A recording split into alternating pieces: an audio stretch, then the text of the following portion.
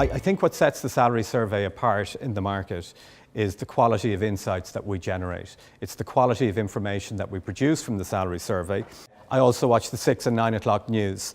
The salary survey ended up on the Irish television news. We had a 2-minute segment devoted to the findings. And I suppose that speaks volumes for the quality and the insights that we're generating through the salary survey. Believe it or not, 44.5% of people, this is candidates who completed the salary survey, said they would be happy to move outside of Dublin, and maybe this is coming back to work-life balance, if they got between a 4 and 10% salary increase. I suppose the corollary of that is also true, and I think Na touched on this already, I think it was Charles actually, that 20% of people won't countenance a move to Dublin at all. That is because they perceive the challenges with the housing market, the rental market. They just don't want to be here, and that's probably for work-life balance reasons. 53% of respondents said they would need a minimum of a 20% increase in salary to come to Dublin. What employees perceive as the most important thing to them to keep them in employment versus what employers perceive as the most important thing. Right now, we all know that there's a huge amount of wage increases happening in the market, and that's borne out by the salary survey. But what is interesting to note is that's not the most important thing to employees. To employees, work-life balance is the most important thing, that allied to interesting work. 69% of companies, that's 69% of companies, increased their net headcount last year. The two biggest areas of increase were the architectural sectors and the marketing sector. What the marketing sector says to me, marketing is always an area of investment for companies where they're trying to increase their top line, where companies have that level of money to be able to do that. So what's our takeaway? Well, we have a lot of wage pressures. People increased their wages last year by between 0 and 5%. Overall, you had a situation in which people are expecting to increase their headcount, but there's a lot of competition for people, especially in ICT and in the financial services industry. We have Brexit. We really don't know what Brexit is going to look like, but we do know if it comes anything close to a hard Brexit, it will have significant impact on this economy and on the political relationship between North and South, which should not be underestimated or undervalued. Ireland, the Irish economy is beginning to overheat, and unfortunately, fiscal incontinence is back. We are back to the when we have it, we spend it approach to life, however much Pascal tries to say that we're not. And really, the origin of that problem, the depth of it, is happening in health. Yes, the health service is not delivering for the Irish people right now, but it is spending heroic amounts of money to do a very poor job. Political economy continues to matter. The midterm elections in the United States was a resounding defeat for Trump economic policies, but Trump is still going to be there for a further 2 years, creating disruption and uncertainty. Businesses do not like uncertainty. We're near the end of this economic cycle. All indications are in that direction. We have a slowing Chinese economy, which is going to have implications for the United States and also for other export-led economies such as Germany. You're seeing that filter into the German economic data right now, and a move towards asynchronization and global growth. So we are looking possibly in a situation that winter is coming. And then finally, the property housing issue. People are having difficulty hiring people into Dublin. People will not move to Dublin without significant pay increases because of the cost of housing. And because the fiscal space has been constrained in such a way, the ability for the government to actually respond to this in an effective fashion has been removed. At the moment, because of the Children's Hospital, essentially the capital budgets of every single government department at the moment is being raided to try to balance out the overspend for one item of capital expenditure in Ireland. Let's talk about disruptions. Following Charlie's excellent presentation, the Brexit is going to become more and more complex. The impact on Ireland, we know, is going to be negative. And although some people talk about opportunities, and I'm sure we should get ready for the worst result. One thing Charlie also mentioned about the housing issue. So the very expensive house, the price is gone up, is still going up, and Also, renting is another key factor. This has a big impact on employment, on business management. According to our study, and we found that 7% of the respondents from employee. So we surveyed, in the last year, we surveyed over 10,000 employees. So we received over 1,700 respondents. 7% of them are gig workers, freelancers. And this number has been consistent. Another report predicts that by 2020, there will be up to 68 million gig workers, and they are over 30% of the whole labor market. HR along the time is evolving, and from the traditional administrative role to HR functional expertise, such training and performance management, and going to the business strategy, become business strategy partnership, right? And this is happening now. What's the future? The future is, according to Dave, and that's going to change. You cannot only look at your internal people. Open the mind, open the eyes, look at what's going on around us and about the work, about the people. Bring all of the stakeholders, your clients, your suppliers, together to create value for everybody. So the overall figure is 71% people think it's important. Although everybody thinks it's important, everybody talks about it, but we are in the slow progress because only 8% of the companies, they have usable data. We proposed the 3 components of HR analytics. The first component, the high quality data. You have to have a reliable, free of error and consistency, even in different formats, easily be integrated, and timely data. The second component is very important. You have to got people with high analytic competencies to work on the data, to turn the data to valuable information. The last, but also very, very important element is the strategic ability to act.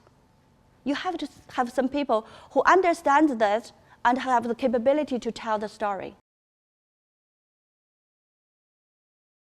The key finding from this study, actually, we want to understand why, because we want to understand the missing part from HR analytics to firm performance.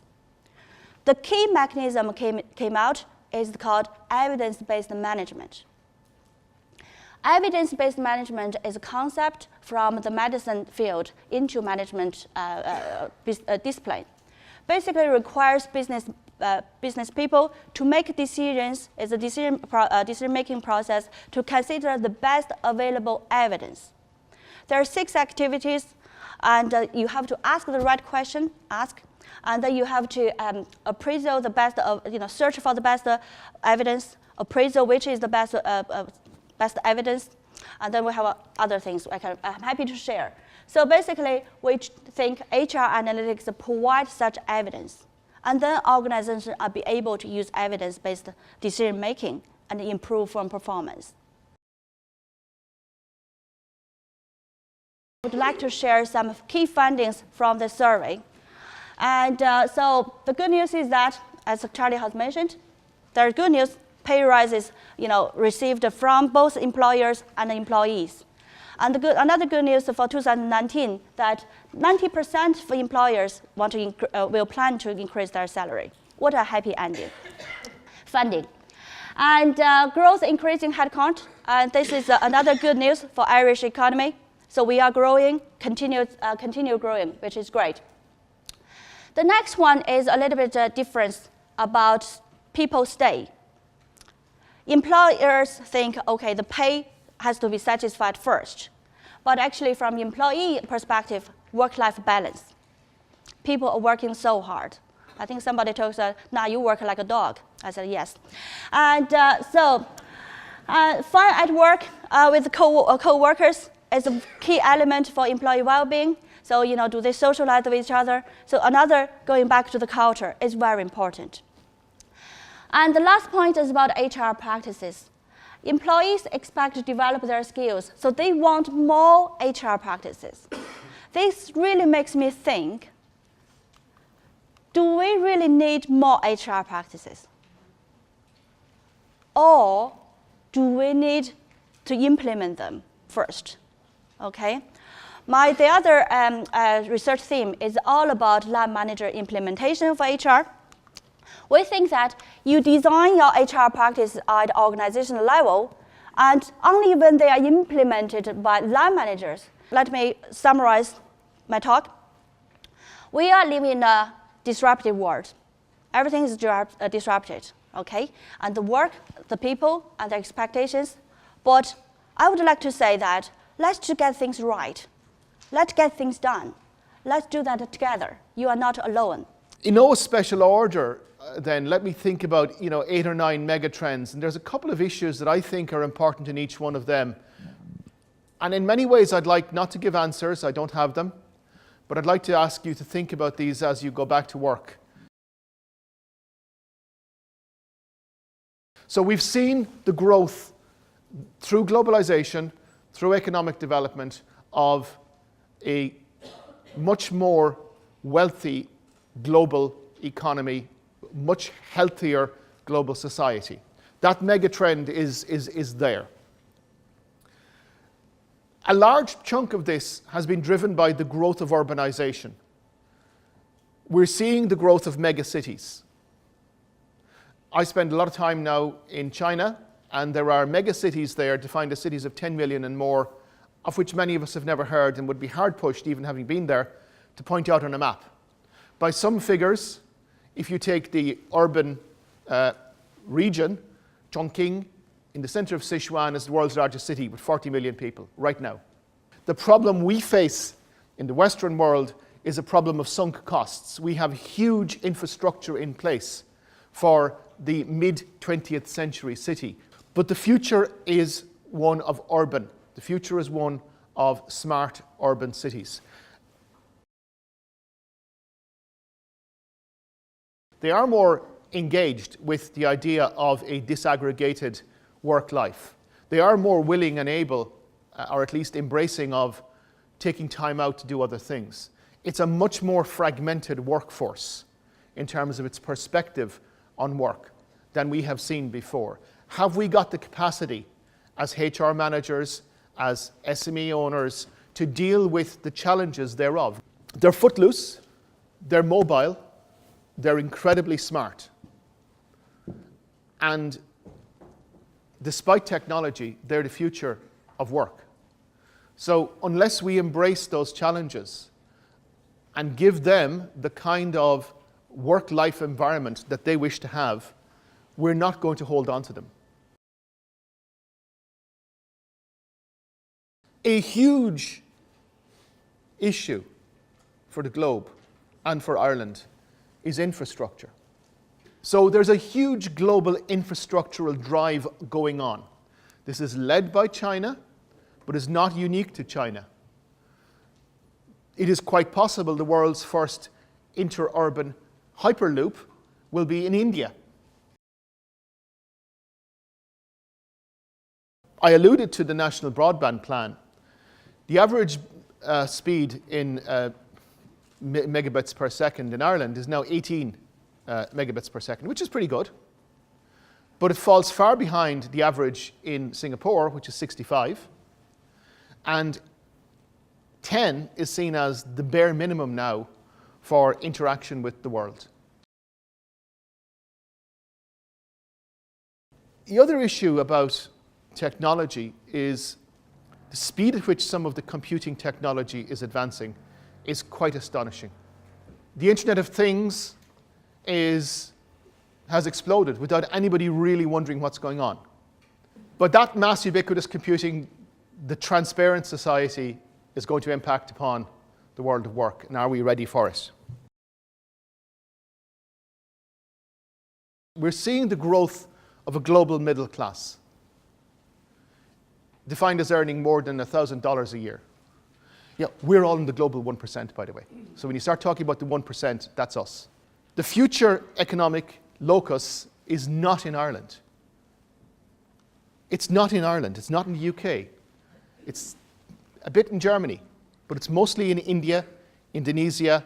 The next 11 are a group of countries such as Egypt, Bangladesh, Ghana. Are we in a position as companies, as HR consultants, as HR directors, to take advantage of this growing, this exploding global middle class, where 2 billion people will enter the middle class globally over the next 15 years? 2 billion people. The biggest global megatrend is, of course, climate. Is the Irish government ready for 2 to 3 meters of sea level rise? I mean, you know, Cork can't cope with heavy bloody rain shower.